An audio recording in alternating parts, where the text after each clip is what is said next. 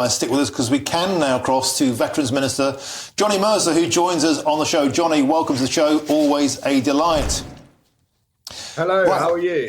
Very well. Thanks for joining us on this big day for matters of defence. Can we start with the comments from the Prime Minister Rishi Sunak earlier on? Britain is facing its darkest hours ahead of us. That might come as a surprise to those of us who remember the Blitz. Well, not me directly, I wasn't there, but you know what I mean. Is it really that perilous a situation that we face, Johnny, or is this actually the Prime Minister cooking up a phony war?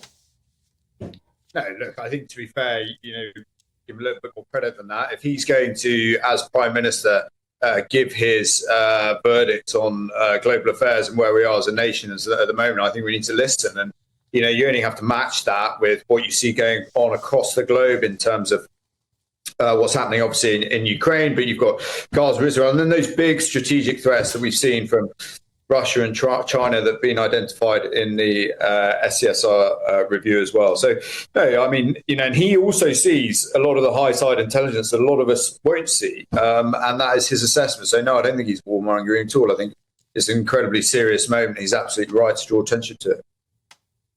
Johnny, it's Chris Hope here in the studio with Martin. Just to quickly ask you, the PM made very clear he felt that there were question marks about whether the country would be safer under a Keir Starmer-led government.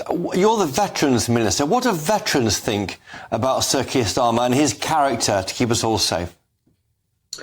Look, I think, you've got to be clear with people. We're going to a general election where there are serious issues at stake. The country is at stake. It is not a game. It's a serious matter.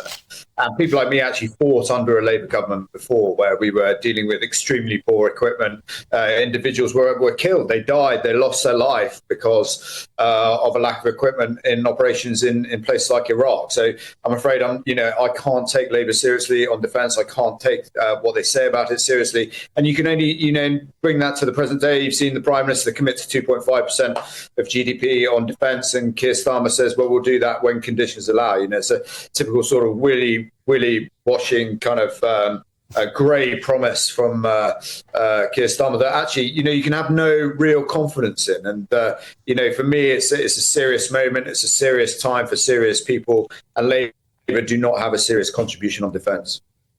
And Johnny, certainly during the 2019 general election, I was knocking on a lot of doors then, and a lot of Labour voters were basically saying, stay away from my property if you represent Jeremy Corbyn. Jeremy Corbyn was very, very disliked by the veterans community, very mistrusted, of course, on Trident, on the state of the nation, on everything. Do you think it's fair, though, to apply the same criticisms towards Sir Keir Starmer?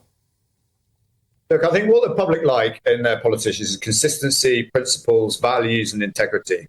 And if you're going to try and make Jeremy Corbyn Prime Minister twice, an individual who has wanted to turn the army into a peace corps, wanted to leave NATO, get rid of the nuclear deterrent, and then only 5 years later come back and pretend you're the party of defence, what I would gently suggest is that the British public are not that stupid. And that we need to give them a bit more respect and recognise that, Labour will, of course, say anything. I mean, they'll accept anybody, they'll say anything, they'll do anything simply to have a clutch at power.